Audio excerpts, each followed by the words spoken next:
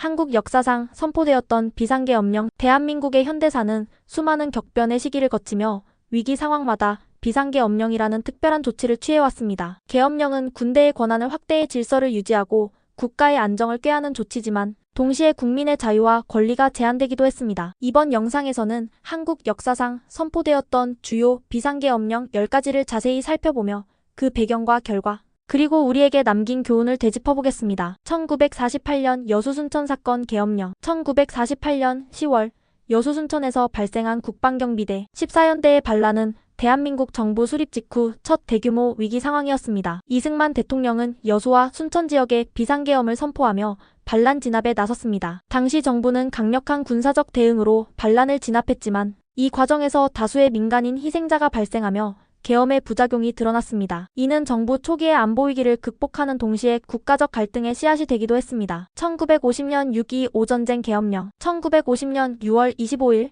북한군의 전면적인 남침으로 인해 6.25 전쟁이 발발했습니다. 전쟁 초기 대한민국 정부는 혼란 속에서 수도 서울을 포기하며 후퇴했으며 이 과정에서 전국에 비상계엄령을 선포했습니다. 계엄령은 군사작전과 국가 운영의 우선순위를 명확히 하는 데 도움을 주었지만 피난과 징병, 공습, 경고 등으로 민간인들에게도 큰 영향을 미쳤습니다. 계엄은 1952년까지 이어지며 당시 국가의 생존을 위해 필수적이었다는 평가를 받습니다. 1960년 4.19 혁명 계엄령.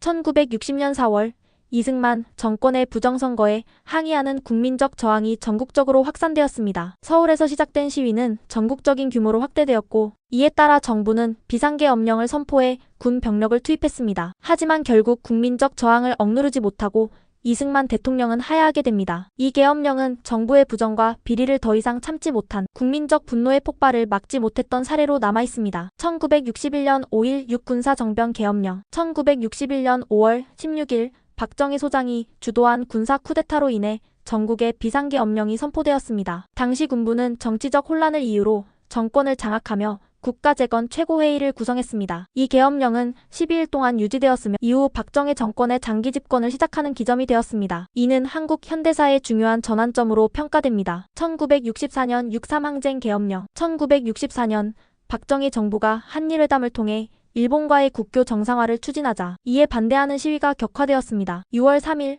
정부는 서울에 비상계엄령을 선포하며 시위 진압에 나섰습니다. 당시 대학생들과 시민들은 일본의 과거사 청산 문제와 배상 문제를 비판하며 강하게 반발했습니다. 계엄령은 시위를 강제적으로 억누르는 데 성공했지만 정부의 권위주의적 통치에 대한 비판을 불러일으켰습니다. 1972년 10월 유신계엄령. 1972년 10월 17일 박정희 대통령은 유신헌법 도입을 위해 전국에 비상계엄령을 선포했습니다. 이 계엄령은 국회를 해산하고 헌법 개정을 통해 대통령 권한을 대폭 강화하는 데 사용되었습니다. 유신계엄령은 박정희 정권의 독재체제를 공고히 하는 계기가 되었으며 동시에 민주주의의 후퇴로 평가받고 있습니다. 이는 이후 민주화운동의 불씨를 제공한 사건으로 남아있습니다. 1979년 부마항쟁 계엄령. 1979년 10월 부산과 마산에서 유신체제에 반대하는 시민들의 대규모 시위가 발생했습니다. 박정희 정부는 이를 진압하기 위해 해당 지역에 비상계엄령을 선포했습니다. 하지만 이 계엄령은 박정희 대통령의 암살 사건으로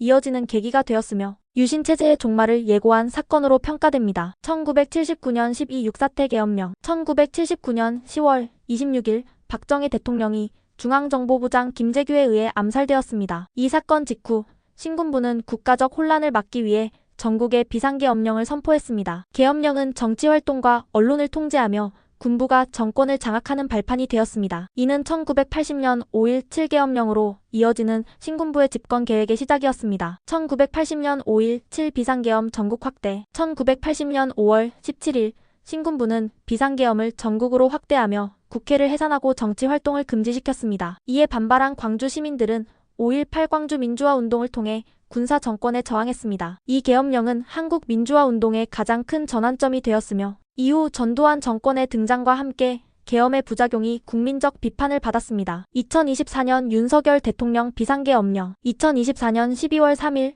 윤석열 대통령은 종북 세력 척결과 자유, 헌정질서 수호를 이유로 비상계엄을 선포했습니다. 이는 1979년 이후 45년 만의 계엄령 선포로 정치적 갈등과 사회적 혼란을 일으켰습니다. 이 계엄령은 국민들의 강한 반발과 민주주의에 대한 논쟁을 촉발하며 한국 현대사의 또 다른 중요한 사건으로 기록되고 있습니다. 비상계엄령은 국가 위기 상황에서 질서와 안정을 유지하기 위한 방편으로 사용되어 왔지만 동시에 국민의 자유와 권리가 심각하게 제한되는 문제점을 드러내기도 했습니다. 한국의 현대사는 이러한 계엄령을 통해 위기를 극복했지만 민주주의의 중요성과 헌정 질서의 가치를 다시 한번 일깨워주는 사례로 남아 있습니다. 과거의 역사를 되짚으며 앞으로 우리가 나아가야 할 방향을 고민해보는 계기가 되길 바랍니다.